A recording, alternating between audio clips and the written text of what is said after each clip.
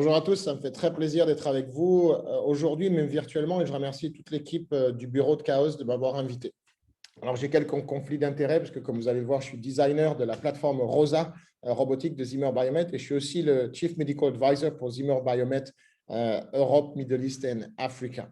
Alors, la question pour moi, je me mets à la robotique, elle est un petit peu biaisée parce que j'ai fait partie du groupe de développement et j'ai eu la chance de me mettre à la robotique après avoir exploré les différentes technologies avec un ensemble de chirurgiens, un groupe d'ingénieurs, et non seulement pour l'utilisation, mais aussi pour la conception.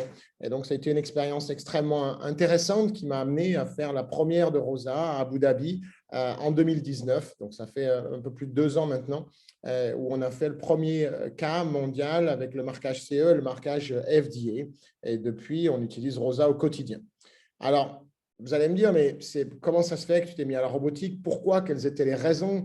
Alors, j'ai utilisé la chirurgie assistée par ordinateur et j'étais à l'époque dans le bureau Chaos quand j'étais en France encore avec les vieux systèmes comme vous pouvez le voir ici. On a beaucoup travaillé sur les Smart Tools de 2010 à 2015 et on a beaucoup publié avec l'équipe marseillaise, avec Jean-Noël Argenson, Mathieu Olivier, Xav, Fléchère, le fait qu'en fait, on n'arrivait pas à montrer de différence avec toutes ces nouvelles technologies. Alors, vous allez me dire, mais pourquoi, avec la robotique, ça serait différent et comment ça se fait qu'on va essayer de montrer d'autres choses?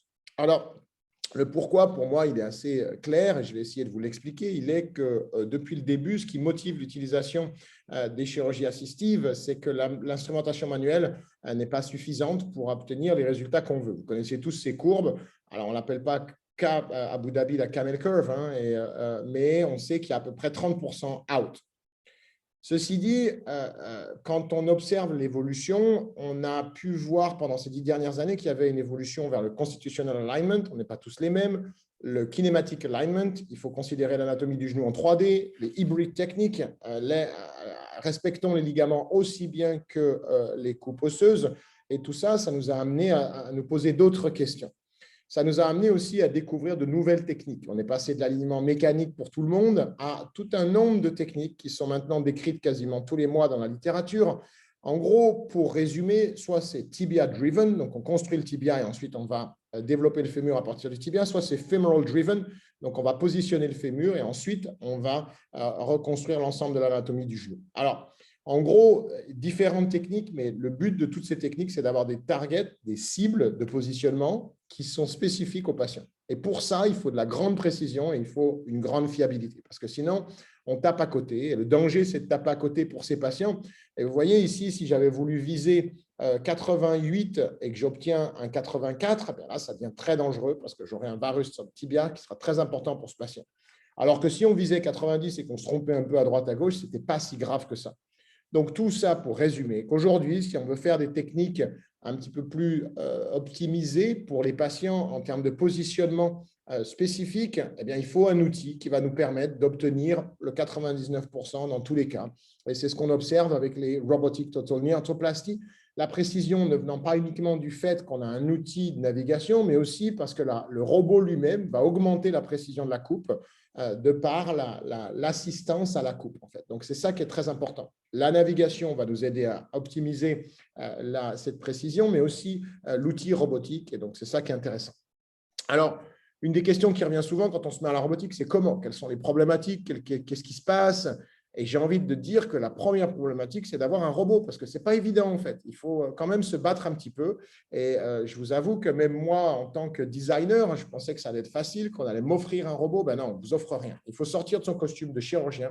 Il faut mettre son costume de businessman un petit peu pour apprendre à discuter à la fois avec les labos, avec notre centre hospitalier. Et donc, il y a un petit peu des négociations en cours. Il y a des solutions, bien sûr, qu'il faut trouver.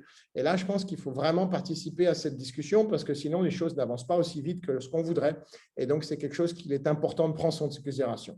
Il y a plein de systèmes sur le marché. On ne va pas aborder ça aujourd'hui. Ce n'est pas le sujet.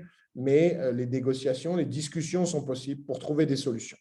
Des fois, il faut faire quelques concessions. Hein, et le centre m'a dit, là où je travaille à Abu Dhabi, il m'a dit, bah, OK, on va te remplacer par le robot. Et je dis, bah, non, ce n'est pas possible encore.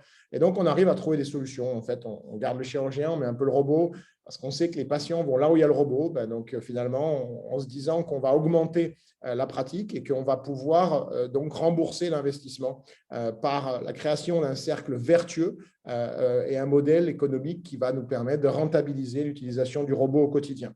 Alors, ça paraît un peu bizarre de parler de ça, mais ça fait partie des réalités.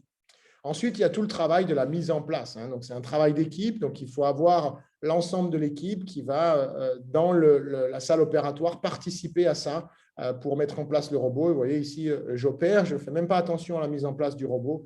Et tout est fait par l'équipe. Le robot est calibré, le robot est préparé. Et en fait, je n'ai même pas à m'en occuper. Donc, tout ça, ça fait partie d'un travail d'équipe. Ça paraît simple sur l'image ici, mais ça prend un petit peu de temps. Ensuite, il faut reprendre toute son expérience passée en navigation, dans l'analyse de la 3D, etc., pour le repositionnement des pins. Donc là, il y a des choses qui sont assez classiques, mais qu'il faut reprendre comme on faisait avant. Et vous voyez que les learning curves sont assez rapides en termes de positionnement, d'utilisation du robot, en termes de mise en place du robot, c'est surtout un travail d'équipe. Ce qu'on a observé dans une analyse européenne, c'est que ce qui était le plus long, c'est le planning. En fait, pour moi, c'est la vraie question. Après le fait d'avoir un robot, quand on se met à la robotique, la deuxième vraie question, c'est comment utiliser le robot correctement pour que mes patients aient mieux. Parce que sinon, on va répéter les mêmes erreurs du passé. On va se dire dans 5 ans, ah ben, la robotique, ça ne marche pas. Pourquoi? Parce qu'on n'avait pas les bons objectifs. Et donc, on sait que a goal without a plan is just a wish. Mais en total knee arthroplasty, I wish I could have a goal to make my plan. Et c'est après l'expérience des premiers cas, c'est vraiment là-dessus qu'on s'est basé. Et donc, on a repensé les objectifs fonctionnels. On est allé faire de la robotique d'analyse, plus de la robotique sur les cadavres et encore de l'analyse pour comprendre ce qui était le mieux et pour comprendre là où on devait aller. On a mis en place le positionnement morphométrique dans les PTG. Donc, on est en train de publier le papier avec Cécile Bataillé sur l'expérience d'Abu Dhabi pour répondre à des exigences fonctionnelles. En fait, le patient a besoin de marcher, d'avoir un genou stable pendant la marche. Il a besoin de pouvoir fléchir. Et donc, c'est là qu'on a réfléchi à l'anatomie volumétrique, au positionnement, à l'alignement. Et ce n'est pas qu'une question de positionnement, c'est aussi, c'est pas une question uniquement d'alignement, c'est aussi une question de positionnement. Peut-être qu'on s'est battu pour des mauvais objectifs en termes de gap balancing dans les prothèses de genoux. Et donc, il y a plein de choses qu'on a essayé d'évaluer. Alors, après, la dernière question, c'est est-ce que ça vaut vraiment le coup? La réponse est oui, un grand, grand oui pour les patients d'abord, parce qu'ils vont mieux une fois qu'on optimise les techniques de positionnement et qu'on utilise le robot, ce pourquoi il est vraiment fait, c'est-à-dire pour aller chercher des objectifs très précis, très personnalisés.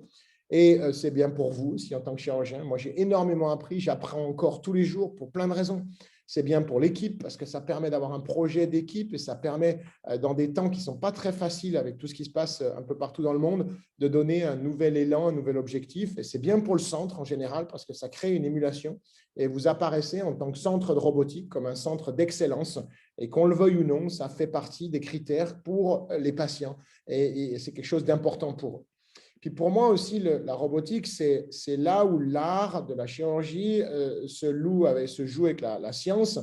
C'est Future World, c'est l'expo préférée de mes enfants à Singapour. Et pour nous, ça permet de dire, c'est super, il est bien hein, le genou là, de passer à ça et d'évoluer vers, non, on sait qu'on est bien, on a des datas qui nous montrent qu'on est au bon endroit, qu'on a coupé comme il fallait, qu'on a positionné les implants comme il fallait, qu'on a une balance ligamentaire, qu'on a une évaluation du genou à la fin qui est satisfaisante. Alors maintenant, le gros challenge, c'est de donner un accès à tous les chirurgiens, un maximum de chirurgiens.